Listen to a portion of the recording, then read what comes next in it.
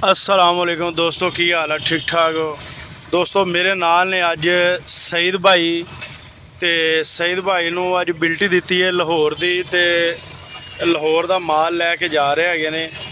इन्हों को दोस्तों सारी गलबात पुछते हैं कि ये गड्डी ज़्यादातर किधर नूं चलाते हैं तो की कुछ बचत करते हैं। तो अज ईद तो बाद मेरा ख्याल पहले दिन आए ने, तो इन्हों की 1200 सिर्फ और सिर्फ पार्किंग बन गई है।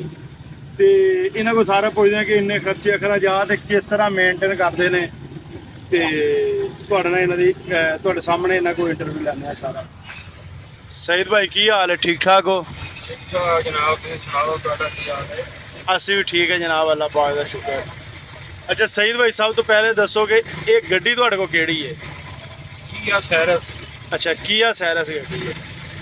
तो सही साहब, तुसी किन्ने दिनों तो बाद आए हो ईद तो बाद काम ते? तकरीबन 7-8 दिन बाद आए। अच्छा, 7-8 दिन बाद आए हो। अज मेरे सामने तुसी 1200 रुपया जी गड्डी की पार्किंग भी दी है। तो किस तरह तुसी ये सारे खर्चे अखराजात मैनेज करते हो? किहड़ी साइड नूं गड्डी चलाते हो जिहदे विच तुहाडा सिस्टम सही तरह चलदा है और साडे देखण वालिआं नूं पता लगे? ਅਸੀਂ ਜ਼ਿਆਦਾ ਲਾਹੌਰ फैसलाबाद। अच्छा, ਤੇ ਅੱਧੇ ਕੰਮ ਠੀਕ ਹੈਗਾ ਹੀ। अच्छा जी। ਤੇ ਕਨੋੜਾ ਜਿਹੜਾ ਤੇਲ ਹੈ ਕਿਸੇ ਜਗ੍ਹਾ ਤੇ ਖਲੋ ਹੀ ਨਹੀਂ ਰਿਹਾ।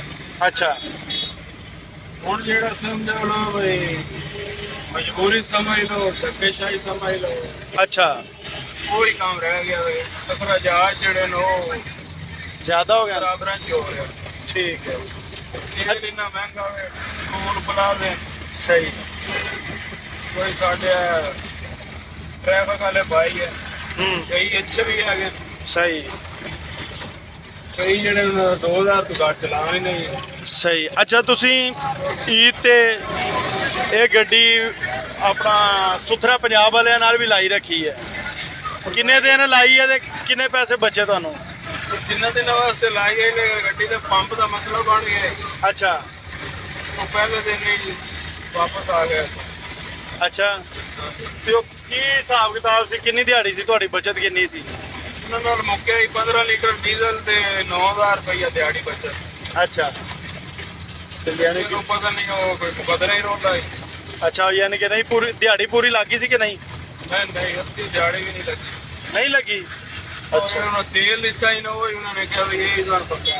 अच्छा जी, बाकी यानी कि लंबी कोई चीज़ नहीं। सही हो गया। अच्छा, हुण तुसीं फैसलाबाद तो लाहौर जा रहे हो, कितना किराया लग्या साफी तुहाडा? तो लग गया 14000 रुपया। उधर वापसी कितना लगेगा? तो तकरीबन 10-11। 10-11 हज़ार रुपया। तो आन जान के गेड़े ही तुहानू किन्ने के पैसे बच जाएंगे? तकरीबन 8-1000 बच ही जाएगा। 8000 रुपया। सही हो गया। तुसीं ज़्यादातर लाहौर फैसलाबाद इधर भी चलाते हो गड्डी? हाँ जी। सही हो गया। तुसीं हुण की मशवरा देना चाहोगे कि किया सैरस जी गड्डी है वो ठीक है, लैनी चाहिए है या नहीं लैनी चाहिए? गड्डी ठीक है कि लेकिन गड्डी जी गड्डी के काम जो सारे होने चाहिए। अच्छा, ये नहीं कि गड्डी काम के दुख खलोती रहे। सही हो, यानी कि गड्डी पूरी होनी चाहिए तां तुसीं कमा सकदे ना मुड़ना जे? गड्डी कमा तां ही सकदे ये गड्डी फिट होने। सही हो।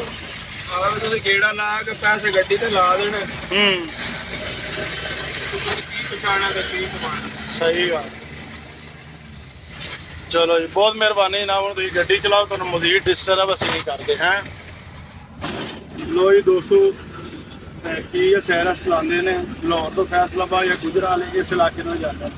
गलबात तुसीं सारी सुन ली। वीडियो तुहानूं कैसे लगी कमेंट में जरूर दस्सिया जी। सानूं दिओ इजाज़त। अल्लाह हाफ़िज़।